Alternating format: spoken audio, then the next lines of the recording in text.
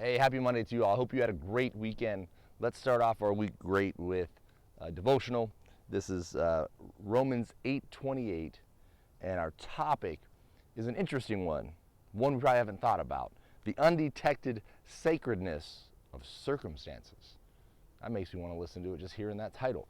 Romans 8:28, God works all things together for those who love him and for those who are called according to his purpose. Chambers says this: the circumstances of a saint's life are ordained of God. In the life of a saint, there is no such thing as chance. God, by his providence, brings you into circumstances that you can't understand at all. But the Spirit of God understands. God brings you to places among people and into certain conditions to accomplish a definite purpose through the intercession of the Spirit in you. Never put yourself in front of your circumstances and say, I am going to be my own providence here. I will watch this closely or protect myself from that. All your circumstances are in the hand of God, and therefore you don't ever have to think they are unnatural or unique. And how true that is. We all try to control our own lives, right? We all want to be our own providence, as Chambers says. And a lot of times we just fail to realize that indeed God works all things together for the good to those who love God. We got to remember those two things, and are called according to his purpose. A lot of times people just say God works all things together for the good, right? But for those who are wicked, those who do evil, those who are in sin, we can't just be like, you're going to sin and God's going to work out for the good, right? It's God works all things together for the good in your life when you love him, when you're called according to his purpose and being used in that purpose. And that's why Chambers points out here, don't try to be your own providence. God is leading you into circumstances to work things out in your life, to bring you into situations, either to change you or to work in someone else. And a lot of times we want to say, I want to keep myself from this or that. I don't want any, bad situations to happen, or I'm going to watch this closely to make sure this happens. I'm going to try to micromanage and plan my own life to the nth degree. We just need to trust God. We need to do what's right? We're not sloppy in the sense of we just don't care, we don't plan, we don't think, we don't work. No, we do those things, right?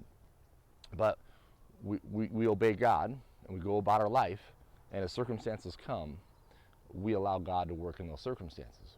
We don't try to keep ourselves and say, I don't want to be in this, so I'm just going to get myself out, right? Sometimes God puts us in places that we're with people that we don't want to be. But let's use that for his glory. Let's look at a second topic. That was yesterday's, Sunday's topic. Today, Monday's topic is the unrivaled power of prayer. So as we just looked at using our circumstances, right, for God's glory, let's look at a brief discussion of prayer. Romans 8:26, we do not know what we should pray for as we ought, but the Spirit himself makes intercession for us with groanings which cannot be uttered. So as we think of that, right, the Holy Spirit works with our spirit. Sometimes we don't even know what to say or how to pray, and the Spirit comes into our heart, intercedes with our spirit. So really we should say the Spirit comes into our spirit, not our heart, but he moves in our being to give us words to pray.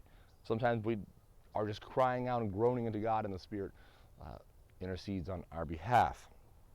Chambers has an interesting point to kind of bring this to light. He said the Spirit of God uses the nature of the believer as a temple in which to offer his prayers of intercession.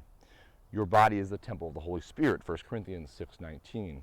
When Jesus Christ cleansed the temple, he would not allow anyone to carry wares through the temple, Mark 11:16. Wares would just be common items for sale.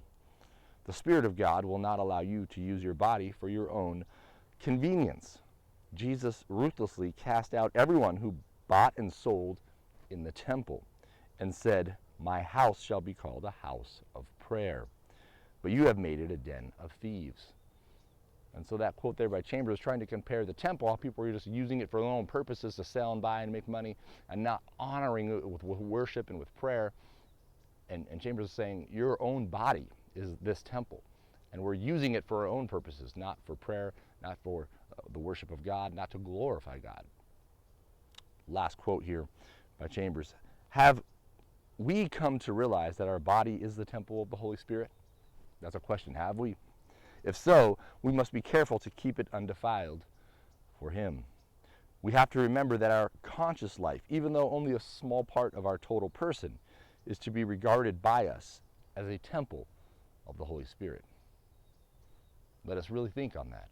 Our bodies are a temple of the Holy Spirit, to glorify God, to not be defiled with sin and pollution, the ways of man and just our own devices, but to truly allow God to use me, to use you, to work in our lives so that people will say, wow, that person has changed. What's different about him? And may we witness to the glory and power of God as they see that change. We'll see you tomorrow.